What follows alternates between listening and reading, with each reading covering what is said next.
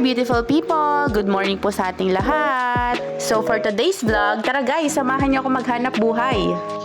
So today is December 27, first day ng aking work right after ng Christmas break.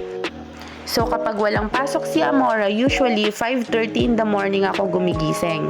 So 6:30 dapat aalis na ako niya ng bahay kasi 7 o'clock ang pasok namin. So meron akong 1 hour allotted time for myself to prepare to go to work.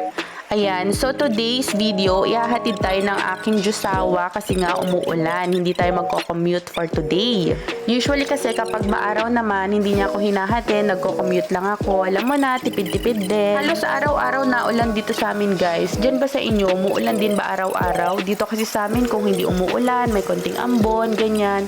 Alam mo yung nakakatamad magtrabaho, pero syempre kailangan natin kumayod kasi guys, hindi tayo mayaman. Kailangan natin gumaralgal. Ayan guys, so malapit na tayo sa workplace ko. Dito nga pala ako nag-work sa Aurora Isabela. Isa nga pala ako medical technologist. Currently working at Max Health Diagnostics Aurora branch. So ayan, 'di ba, napaaga ako ng pasok, naka-close pa. Kaya konting tambay muna. Ayan, at finally nagbukas na si Madam. Let's go. Bye Daddy, isang kiss naman diyan. Char.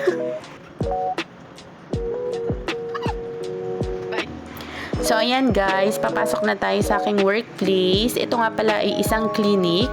And then, sa second floor is yung laboratory. Pero syempre, bago ang lahat, kailangan muna natin mag-time in nang sa ganun hindi tayo makaltasan. Charis!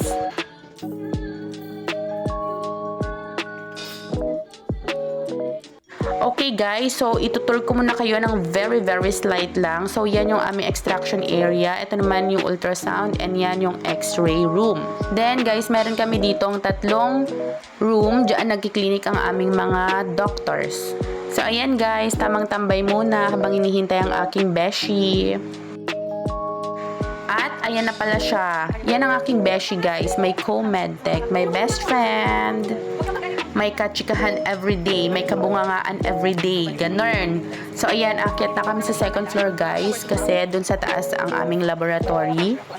Ayan, so everyday nakakapag-exercise kami ng kaibigan ko dahil dyan, akyat baba kami dyan. So, ayan guys, nakaakyat na kami. Syempre, mag-settle muna kami. Ganyan, bago ang lahat, magsuklay muna nang sa ganun ay hindi mo kang ngarag.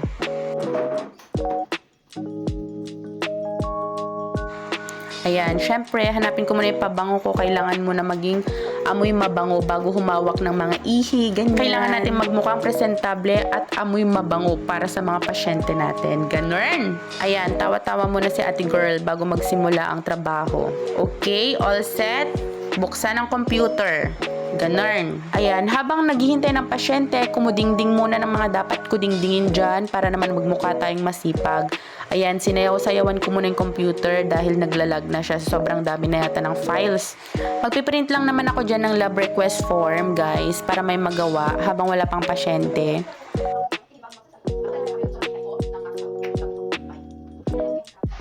Ayan, magupit-gupit muna ako dito ha para mukhang masipag. Charis! Tama ng pagpapanggap mo, girl. Huy! Siyempre, habang nagugupit ako, hindi mawawala. Chismisan kami ng kaibigan ko, kaya tignan nyo naman. Kitang-kita nyo yung bunganga ko salita ng salita dyan. Di naubusan ng kwento yan, girl. Tagal na hindi nagkita. Ayan na guys, our first patient for today. Ayan, sige, kapa-kapa muna ng ugat. And then, lipat sa kabila kapag walang makapa. And then guys, serious mode muna tayo.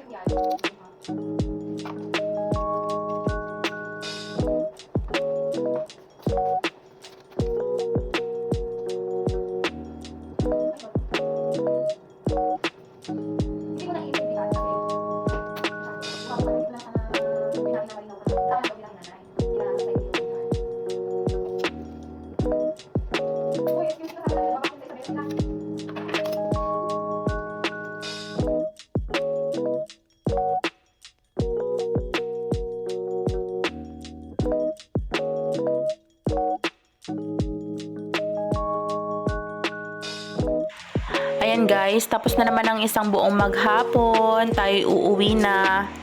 Excited ako palaging umuwi kasi naman excited ako makita yung baby girl ko. Ayan na, syempre magta-time out muna tayo. Kapag nag-time in, dapat mag-time out din.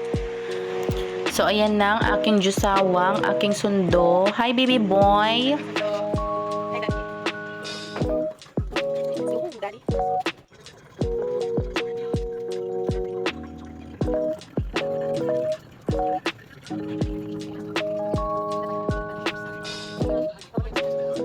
Ayan na, that's my baby girl. O, tignan mo, nagpapakute na naman siya. I miss you, Amora.